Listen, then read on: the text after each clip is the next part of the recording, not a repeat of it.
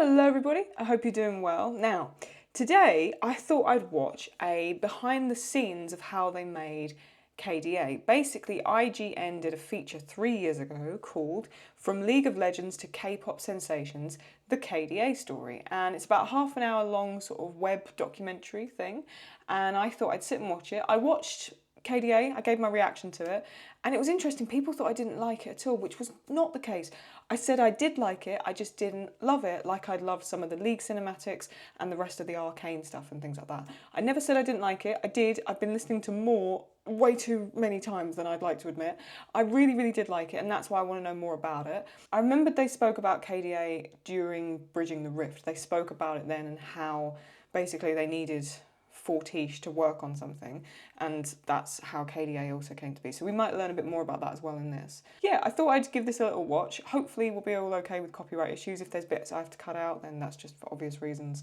YouTube doesn't like it, which I don't know why it wouldn't. I'll leave the link to the original video in the description, and if there's anything else that you think is important for me to know, do comment it below. Just wanted to also mention, around about 65% of returning viewers are not actually subscribed, so it may be that you think you're subscribed and you're not. And there's a lot coming up at the moment. We've got some new series I'm about to start, we've got some more arcane fun stuff, and a few other little surprises as well, and creative videos that I've been working really hard on in the background. And it may be things that you really like if you're enjoying the stuff I'm already doing on the channel. So take a look. If you're not subscribed, and you want to, then click subscribe, put notifications on, and I put out community posts all the time as well, asking for recommendations and things to react to. It's the best way to get a comment to me and make sure that I see it, because sometimes I don't always see everyone's comments on the videos. So just wanted to let you know, if you like what's happening here, best thing to do is subscribe and put the notifications on. All right, let's learn about KDA. KDA is not a normal pop group. It was created by video game developer Riot Games, and its 4 members are all characters from League of Legends. But the girl group's catchy K-pop inspired tunes disguise these unusual origins, and have taken them on a journey to unlikely chart-topping success. No one kind of said we were crazy. I think we all thought we might have been crazy. We thought, you know what, I think we do have something really cool to say here, something that we could add to the conversation in pop music. The first time I listened to it, I was like, this is badass. It was definitely not what I expected in the best way. This is the inside story of how the studio behind League of Legends took on the music industry and created a pop sensation.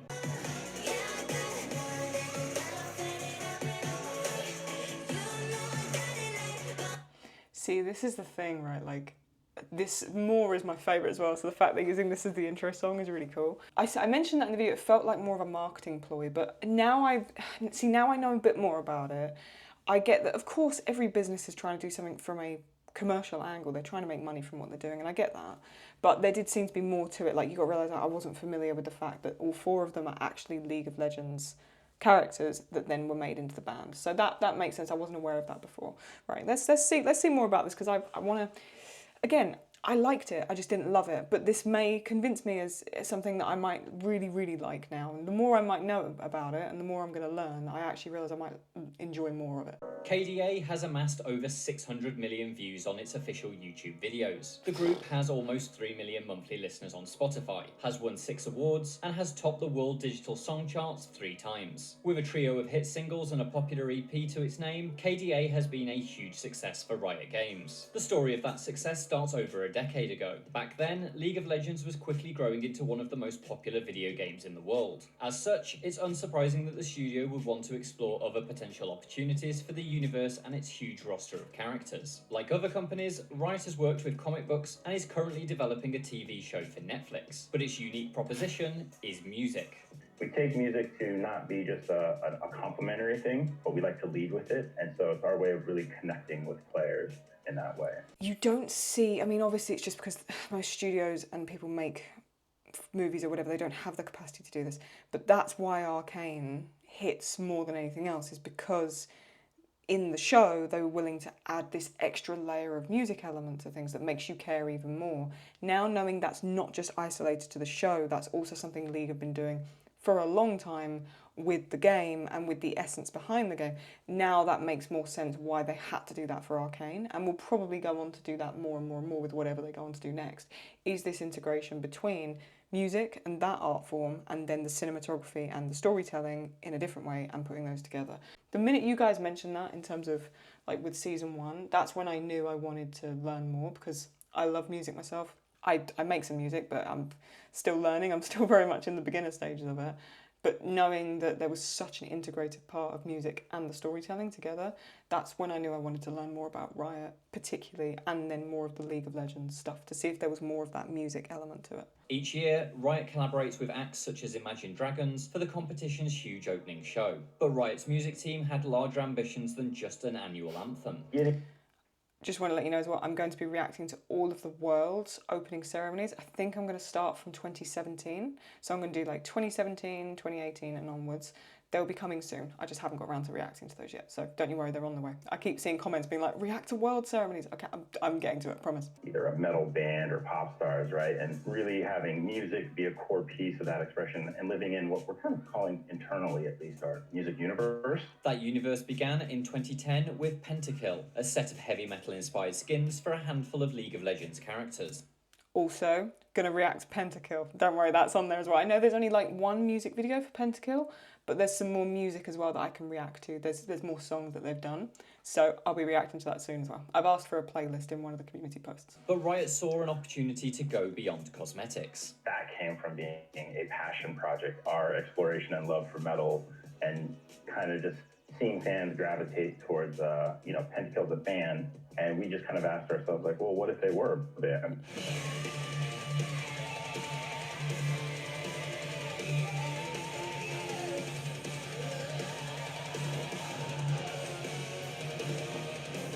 And so, in 2014, Pentakill was made for real. A full 8-track album called Smite and Ignite was recorded, made in collaboration with artists from Dragon Force and Masterplan, and produced by former 9 Inch Nails member Danny Lohner. Pentakill's album exploded. It hit the Billboard Top 40 and took the #1 spot on iTunes Metal and Rock charts. In 2017, Riot collaborated with Motley Crue's Tommy Lee and recorded a second album, Grasp of the Undying. And, once again, Pentakill hit the top spot on iTunes metal charts. But Riot had no intention of stopping at 2 chart toppers, and so the music team began to look for a new challenge. Okay. Nobody was like... So it started with Pentakill. Interesting, okay. A lot of us internally were kind of excited about, kind of big fans of pop and K-pop. Many of us had been listening to K-pop way before, and just what was going on in kind of, some pop, but also as well as in K-pop specifically, was really interesting. South Korea is one of the most important countries for Riot. It is home to one of the largest League of Legends player bases, as well as the most successful team in the game's professional scene. Basically, League of Legends and Korea are a perfect match. But Korean pop is also one of the fastest growing music genres on the planet, expanding well beyond its birth nation and into the West. K-pop started in the late 1990s with the foundation of SM Entertainment with a boy band called HOT. These groups were popular in a very limited region, mostly East Asian countries. In the mid-2000s, YouTube came around, and that's when groups such as Big Bang, Girls' Generation, Wonder Girls, and all these groups were starting to be like really popular in Korea. I don't think US was ready for K-pop back in the day. It didn't really go well until 2012. Oppan Gangnam Style. Oh. Even though it was popular in the US. Does anyone remember the Gangnam Style era? Like, that was such a weird time. Gangnam Style was such a wake-up call. Like, that was like my first experience, or what I remember as something going completely viral. That was the first time I remember looking like that, and then like the Justin Bieber era just before that in terms of internet virality. I didn't plan to enter the US market.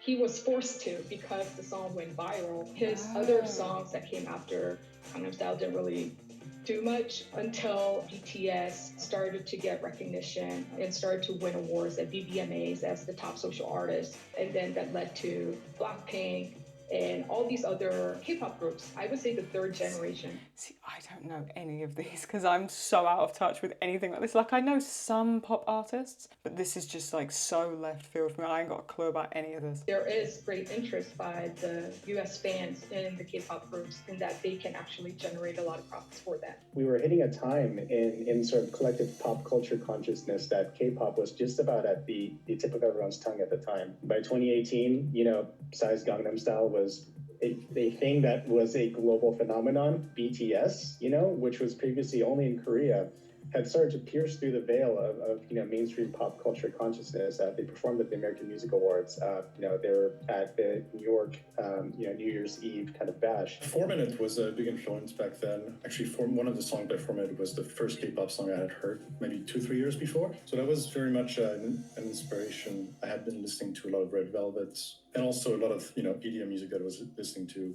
Things by Skrillex and things like that. It was around that time that we thought, you know what, I think we do have something really cool to say here, something that we can add to the conversation in pop music, and that's what really spurred on the genesis of KDA. With K-pop on everyone's minds, the Riot Music team set to work on finding the sound they wanted to work with for their next project, and so began the process of creating the next League of Legends virtual band, an all-girl pop group called KDA. When we sat down with our composer, Sebastian, I think the thing that we were all really attracted to was the idea that if we had to really describe a pop sound that we were going for, it would come down to 2 words: hard-hitting and fun. This kind of non-stop kind of propulsion throughout the entire song is kind of something we wanted. Something really intense, really driving, nothing down-tempo. Those 2 words eventually became the pillars, the foundation for how we would start to think about KDA and all the different aspects, from look to tone of music to even the actual people that we would sort of draft into the group. The story is interesting because it's one that's being written in real time.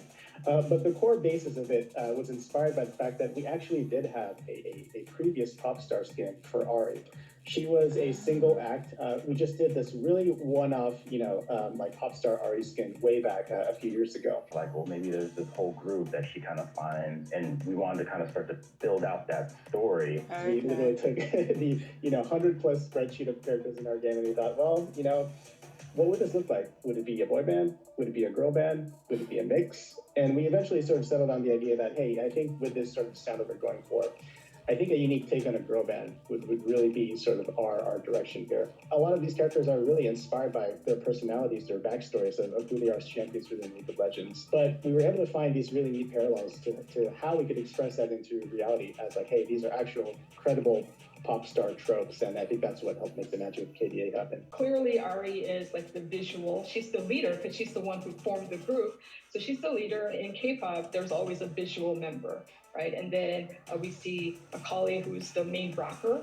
And then we see Evelyn as like the diva, the main vocalist. And then Kaisha is the main dancer. So they all have like each role and responsibility they take as a group. And as a group, they complement each other and bring the best results. That's what K-pop is about, combining members to bring the best results. And in that sense, I feel like KDA is very K-pop-like. See, that's interesting. Okay, so they kind of did. It's in some ways I wish I'd seen this beforehand, but then at the same time not so much, because otherwise it would have kind of spoiled the surprise of KDA. That's interesting. Then now I know there's more to it. It makes more sense. You've got to realise, from my perspective, I'd only seen Arcane and then League of Legends stuff. So to then go and see 4 women dancing around in like a K-pop style, I was like, this doesn't fit. But now I see there is layers of it that does fit. So I get it now, okay. As exciting as KDA was shaping up to be, though, the team did have some trepidations. As music and lyrics were put together for the group's debut single, there were worries about getting the K-pop sound right. That was a big thing in my head as the song was being developed, is what will K-pop fans think of it? Will it kind of stand up to all the songs that I've liked and things like that? It was vital that KDA's first single sounded as authentic as possible. Because you know what would be the issue is if they released like a K-pop band and it sounded like a parody. You know what I mean by that? Like it sounded like they were mocking or like trying to mimic K-pop. You have to make it sound like genuinely authentic, like it's a real band.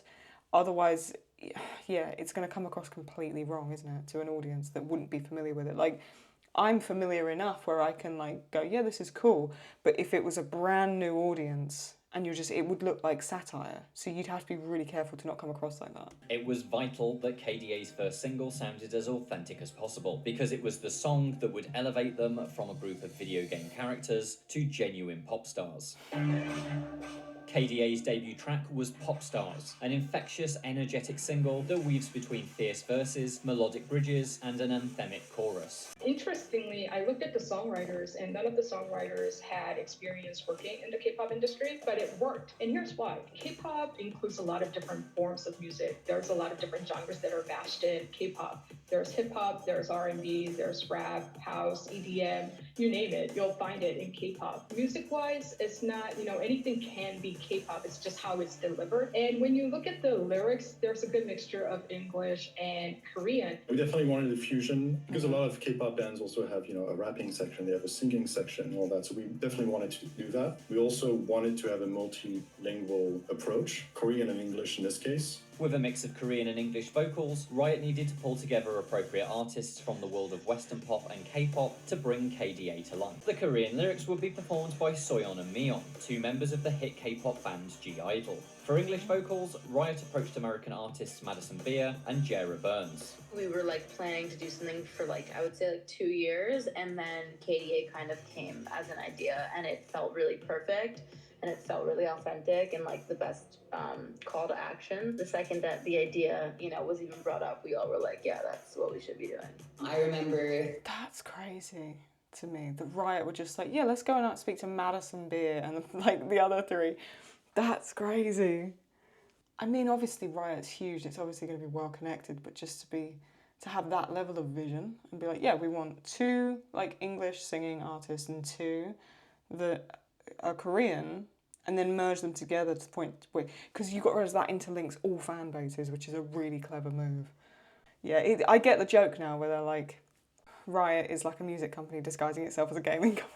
I get it now. I get it completely. They had the 2 G-Idol girls picked out already, and then they were looking for the last person. So they hit Interscope and was basically, do you guys have anybody that, you think might work for this? And so they pitched my name. The first time I listened to it, I was like, this is badass. I was I'm definitely going to get on this. And yeah, off rip, I loved it. So immediately I was in. I was like, this is amazing. This is so awesome. I definitely thought it was going to be a little more soundtrack sounding, if that makes sense. Play in the background when people are playing the game, but then it's this super badass song that's empowering and has this awesome message. And so it was definitely not what I expected in the best way. It's funny she said that because that's what I thought was going to. I thought KDA was going to be soundtrack music, and then Pop Stars, and I thought, well, this doesn't look like a soundtrack song. And then when I started watching Pop Stars, and I was like, no, this is pop. I thought it was going to be I don't know, some blend between League of Legends characters playing satire as Pop Stars, and then it was actually Pop Stars. I was like, oh, okay.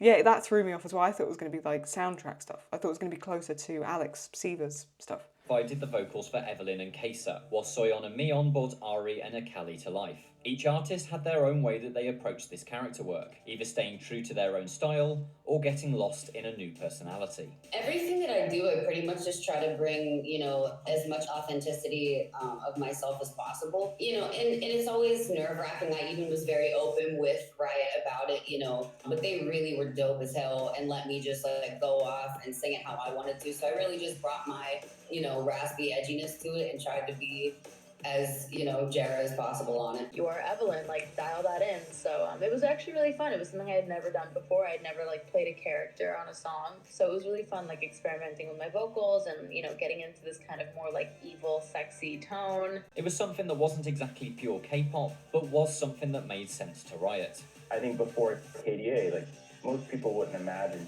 G-Idol next to Madison Beer, next to Jara Burns. You just don't really see that happen much, but it made sense here, right? When you really thought about it, there's this kind of diversity and globalness to it. I think that's what helps elevate it to where people can connect to it, even whether you are from the K-pop world or if you are from the pop world, right? But that was just the first steps of the band's planned debut. Pop Stars would be accompanied by an animated music video. This would help establish the tone of the band. Despite being League of Legends characters, KDA does not exist in the game's world of Runeterra, and so it was important that the video anchored them in a credible reality. In terms of the intentions and vision for the video, looking at pop music, artists often tap into this element of fantasy to elevate the aesthetic and storytelling of their art, right? It's what gives musicians this very sort of mythic quality, right? It makes them feel mysterious, special, and timeless. KDA is unique in the sense that, we already come from a place of fantasy, right? These are characters from a game. Like, these are ninjas, demons, and assassins. So where do you go there? And the answer was actually... I never mentioned this to you at the time, but I really like how her mask, there's like a mouth moving, that like verbalizing the lyrics as she's moving. See what I mean? Like, I never mentioned that, I don't think, when I was watching the video, but it's really cool. Do you know what I mean? Just that little subtle detail. I mean, just Fortiche are brilliant, man, aren't they? They're just so cool. Tell me that doesn't look a bit like, sorry to make another Arcane reference, tell me that doesn't look like Caitlyn in the white beret with those glasses on in the back. It's a bit like Misa as well with the orange tint. The answer was actually pretty simple. You go the other direction. You find ways to root them in reality. You find ways to make them feel believable as an actual pop group. So that was the big opportunity for us, right? Where we could recontextualize what people would normally expect as characters of a video game now as musicians in our world. And I think that was kind of like the unique direction that we decided to take with that one. The artists, the song, and the music video were the first three components of KDA's debut. The last piece of the puzzle, though, had to be something special. The first reveal of the group had to be huge. It had to be unforgettable. Luckily, Riot had just the thing. We wanted them to perform at Worlds, and what was really interesting is the year before, we had landed a dragon, right, an AR dragon in the middle of the stadium. Wait, so we're like, what? okay, Oh, now I get why I need to watch the Worlds ceremony. Okay, yeah, I'll react to these soon. That they put like a, really? Like a, I know that's not real. Before anyone goes, no, it's not real. I know it's like augmented reality, but that's, wait, what? So they made it. Can I say, is that how big the Worlds ceremony is? It takes up like stadiums. It's like an arena show. Sorry, this is a space I haven't got a clue about, so just bear with me. That's so cool. That's so cool. In the middle of the stadium. So we're like, okay, with that technology, could we have a band perform? So that was the whole aspiration. We really wanted to make sure that, this didn't just feel like a one and done moment. We really wanted to show to our players and our fans that, hey, this is something that is really a larger part of how Riot intends to do entertainment.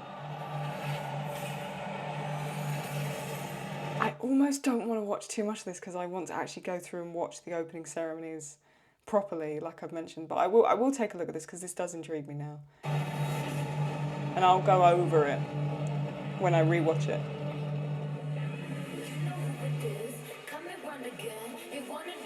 So they're all like...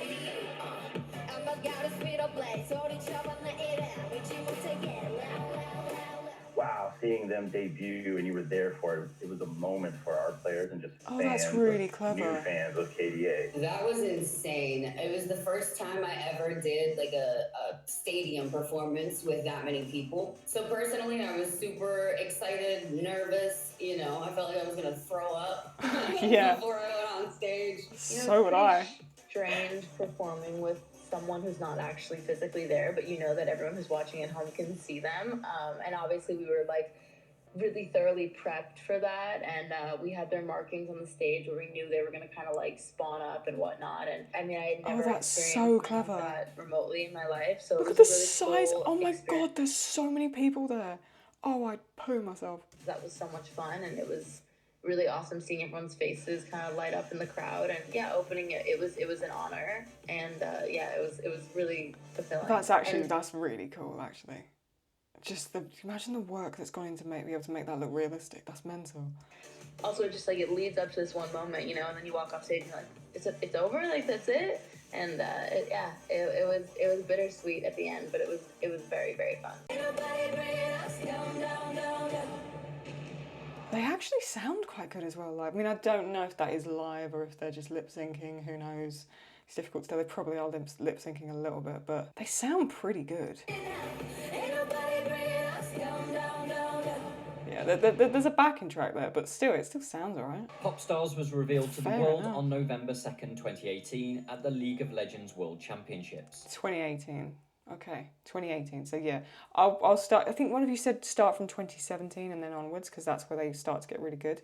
So, but yeah, let me know in the comments below when this goes out and then I'll react to them soon. It immediately went viral, with the music video racking up 100 million views in just 1 month. The single topped Billboard's World Digital Song Sales, made it to number 5 on the Apple Pop Music charts, and hit number 1 on Apple's K-pop charts.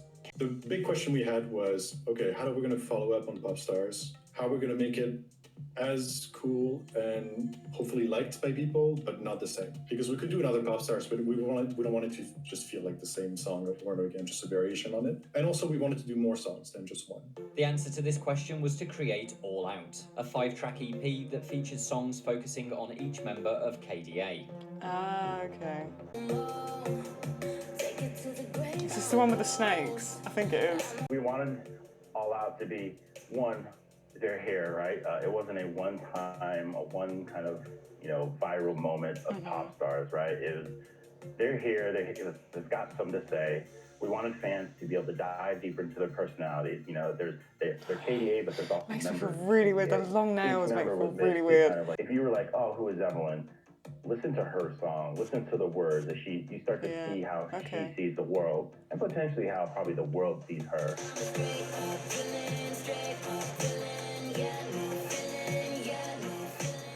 An early idea was to do a song per champion, which is pretty much what we did. And we knew one of the big single that was going to be performed live, that would be kind of the follow-up of Pop Stars.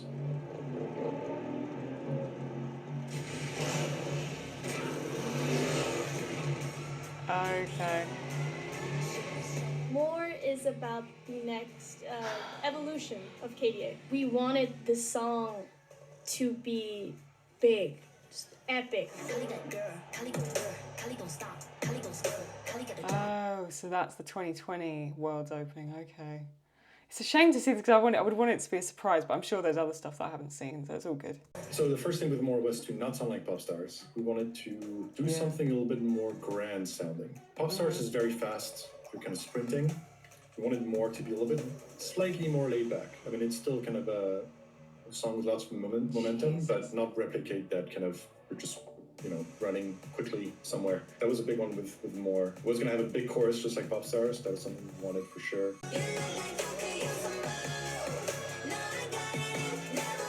I actually this is my favourite one of all the KDA songs. I've been listening to this and then Bite Marks from the Noxus release. Yes, these are two that I've been listening to on repeat. I'm not even ashamed to admit it. To further explore the group's potential, Riot decided to work with a variety of new people alongside the existing KDA artists. Alternative vocalists were brought in for some tracks, including members of the K-pop group Twice. A new character called Seraphine was added to the group as a guest vocalist on More, voiced by Chinese singer Lexi Liu. Riot also collaborated with a songwriter who had already made a significant mark in the world of K-pop, Rebecca Johnson. Better known as Becca Boom, she has written for Blackpink, one of Korea's most recognisable pop groups, among others. She co-wrote all 5 of the tracks on All Out. The big thing that we wanted with Becca was that kind of extra attitude, especially with the Baddest and all the other raps. We wanted that to really be a forefront of the experience. We do see a bit of K-pop influence in that way, although Rebecca Johnson is not a K-pop artist, she's not Korean, but because of her role, because of her participation in her work in a lot of K-pop songs, I do feel a lot of K-pop influence in All Out. All the other songs that involved G-idols and Twice definitely has a K-pop feel. Its 2 singles, The Baddest and More, both hit #1 on the Billboard World Digital Song Sales, and the EP itself hit #1 on Billboard's US Heatseekers album chart. It has been streamed millions of times on Spotify. Once again... Jesus, look at those numbers. Let me just look at those numbers again. Hang on a sec. And that's at the point of this, right? That's at the point... This came out in 2021, and those are the numbers. 211 million times it's been streamed on Spotify. And so, that leaves one question. What next? Hi everyone. I hope you're enjoying the record, and I hope you connected with I'll Show You. Keep showing the world what you're made of, and keep showing us these beautiful voices of yours. Love you all. It's really creepy, With but KDA, cool. a lot of people have been talking about, well, is this going to be the future of music? Are we going to see more virtual groups? For me, what we need to watch out for is how a lot of K-pop companies are starting to invest in gaming, and how gaming companies have started to invest in K-pop. When we started KDA in 2018, we had no expectations of how well it would do. After we saw the success of it, we decided to, run some very, light studies of okay, who was really watching this? And what we found was that out of all the people that interacted with KDA in some fashion, a good half of them had never even played League of Legends. which is mind-blowing to me. See, that's interesting to me. Out of all the people that interacted with KDA, worked out half of them had never really played League of Legends. That's interesting. So even if it wasn't as a marketing or a way of drawing people into the game, that's inevitably what it would have done, or at least expanded Riot's reach far further than what the game was going to do. That's what I was trying to touch on briefly in the video. And it's interesting then when they talk about like the idea of a digital artist or something that's sort of augmented reality that's not real. It's almost a concern, because we've seen this with like AI as well, right? Like it's a concern, how far is it going to go? I don't see an issue with it if there's talented people still behind the project. And it's not like if you're going to use AI or whatever to make music and stuff in it, there's no human at the core of it. There's no story, there's no curation of that content. It's just pumping out content just for the sake of it. Then I see issue with the idea of making a false artist. But if you're using it as a way to express story just in a different way, I think it's awesome, to be honest with you. Because, I mean, we've seen like artists with alter egos and stuff for years. I mean, what's the difference other than it's just basically a digital alter ego? I think if there's a way of curating the content and the music, go as far as you want with it in terms of creating the concept of like story, character, an alternate world, you know, bringing the digital with the physical. Go for it. You know, if there's going to be something interesting in terms of the development of art at the core of it, fine. If it's just for commercial, like just for the sake of doing it to make money, that's when I have an issue with it. If you can actually tell they care, then I think bring it on, do whatever you want in terms of creating non-physical musicians. But let me know what you think. I'd be interested to know what other people think as well, because people have got very different opinions on everything in the space of digital art and the blending of that and AI. So if you have any opinions on that specifically, comment it below. I'm going to do my best to read through the comments and take a look at what you guys say. Since starting KDA, the studio has set up a third band, True Damage, a hip-hop group featuring Becky G. I think I could be wrong. I think one of you said True Damage has got echo in it. Possibly. I think one of you said that, and I can't remember if I'm getting confused or not, but I think one of you said react to True Damage because echo's in it, but I can't remember. Our team is really starting to focus on what is the future of our music universe, right? Whether it's Pen to Kill, whether it's True Damage, KDA, DJ Sona, right? Like we have a lot of these kind of compelling bands or artists in different I think that's echo. genres. I'm not sure. They sit in their own spaces. There's that storytelling element to it too. Like, do they collide? Do they come together like you saw Seraphine and KDA? And it becomes a really interesting kind of platform to tell story, to drive really cool music experiences. Thinking out loud right now, where a lot of K-pop bands have their evolution over time. Their sound kind of grows, and so we probably want something similar where someone can look back at KDA's all their songs and see kind of a path, kind of a story within all that. Virtual groups may have put Riot on the musical map, but that's not the only aspect of the industry that the developer wants to innovate in. Riot's latest creation is Sessions, a collection of copyright-free music that creatives such as streamers and YouTubers can use for no cost. It can be hard to be a content creator. That's clever. That's very, very clever that they've figured that out. Oh, they're smart to have done that already. Okay. Providing what we believe to be quality music, music that we think they're going to love to listen to, but not have to worry about certain things. And beyond Sessions, Very cool. Well, not even Riot knows yet. But the team does know that music will continue to be important. That could potentially mean growing beyond League of Legends and working with the characters of Valorant, Riot's first-person shooter. I think we're going to continue to look at opportunities of music around kind of Valorant itself. We're lucky that we've had over 10 years to really build that up at League. Music is just core to us here at Riot, and I'd be surprised if we did anything and music wasn't really thought as a part of that experience. So yeah, we're going to continue to do that with kind of pretty much everything, I would assume. Is that Vi? Wait, hang on a sec. That is Vi, isn't it? Yeah, it is Vi. No, it is Vi. It's got Vi on her cheek. Okay, so I wasn't just making an arcane reference for no reason. That is Vi. Let me see if there's anything else I'm noticing in here. Any cupcakes? Is there a cupcake? Yeah, it is. Of course it's Vi, because the gauntlets, the gauntlets, and a punching bag in the back. Caitlin could be in the bed, we don't know. Free music designed for content creators, Riot's music story has followed a surprising and varied path. The company sees music as more than just a marketing gimmick. Through the group's success, Riot has found a new creative playground in which to experiment and evolve. If this lightning can be rebottled remains to be seen, but one thing is clear. Riot isn't just a video games developer now. No. It's something more. Okay. That makes a lot more sense now, and that's much more interesting to know now that I'm aware of that. I mean, it was it was an attempt to merge two things, obviously for a commercial gain, of course, but there's more to it, and it is far more integrated into the story and the lore than I was aware of before. So that's, now I know more about it, it's very interesting. And I really hope people didn't think I hated it. I didn't at all. I liked it. I really liked it. I'm just very honest, and if I didn't love something, like, I'll put it to you this way. Arcane, for me, is a 10 out of 10. Most of the League of Legends reactions and stuff is an 8 or a 9 out of 10 in terms of how I feel about it. When watching KDA, it felt more of like a 7, 8, maybe a 9 out of 10. But it was more in that bracket. I really liked it. I wouldn't have put the video, like if I watched it and thought, oh, this isn't me, you just wouldn't see the video. That's just the honest truth. If I don't like something, I don't react to it, I don't edit the video and I don't put it out. So anything that you see ever go on the channel, it's because I like it. I just didn't love it, and I think it was, one, the shock of it was so different to anything else I'd seen. Two, I just probably didn't know enough about it, and I went straight into watching the music reactions as opposed to this. But I'm kind of happy I did it that way anyway, because then I got the surprise of what Pop Stars was. That was, you know, my first introduction to it. This is really cool, and I really like now that Riot have done things this way, and I get it more. It makes a lot more sense. I'm definitely going to go and react to True Damage and Pentakill as well, because you guys have mentioned that. I know Pentakill has only got one actual like music video, and I think I've seen it, because I think I watched it in one of the first reaction videos, but there's more music we can go over.